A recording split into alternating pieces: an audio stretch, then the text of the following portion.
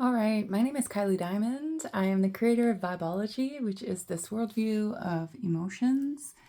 It uses images and color and keyword to teach people about their feelings. And I am a trained teacher, and my major is humanities. So we're going to step away from Vibology to talk about a social pattern. All right, so this is meant to indicate that, like in a society, there are rules about what is good and what is bad, right? And these rules are different in every society. Um, there's of course commonalities. Most societies think it's good to get married. Most societies think it is bad to steal, right? But then we also know there are some communities where it's considered good to steal because then you have more money than somebody else. So, of course, in anthropology, we learn to be able to see people by the standard and the scale of their own society, right? But I wanted to draw this and talk about it because we understand that the people in the society need to follow the rules to be good, right?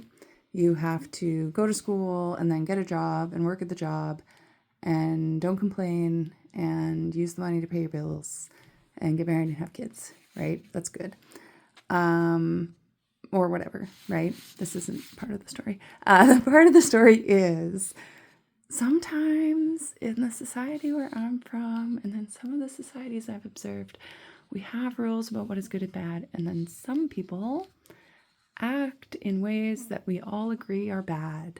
And we say things like, well, boys will be boys, or that's just how men are, or whatever other excuses to enable it, you know? And now these guys are surrounded by other men and women encouraging them or pushing them, right? The CEO that doesn't pay his employees, he's not punished, right? We actually kind of celebrate him, and CEOs gather around to learn from him, right? And so we, in this weird way, do celebrate because in the gender charts, we do have the idea that men are always right. And so as the men are becoming more and more like antisocial, we are kind of gathering around to celebrate them.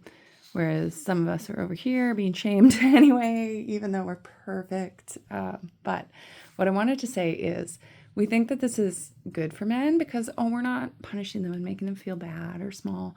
But they feel that way anyway because socially they know, part of them knows that it is humane and pro-social to participate in the rules, and they're going against that, so they're acting in an antisocial way, which is like inherently shaming to our species.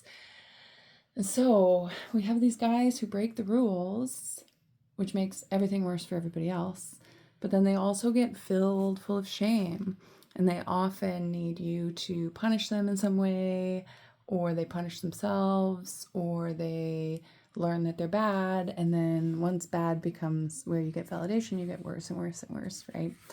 So there's a lot of problems with like, and I work in education, like I said, I see it, the boys go over here and we say, that's fine, we're going to look the other way, we're not going to do anything about it, but actually we should bring them back, right? Like over to the other side. They're perfectly capable, and it would just be a lot healthier.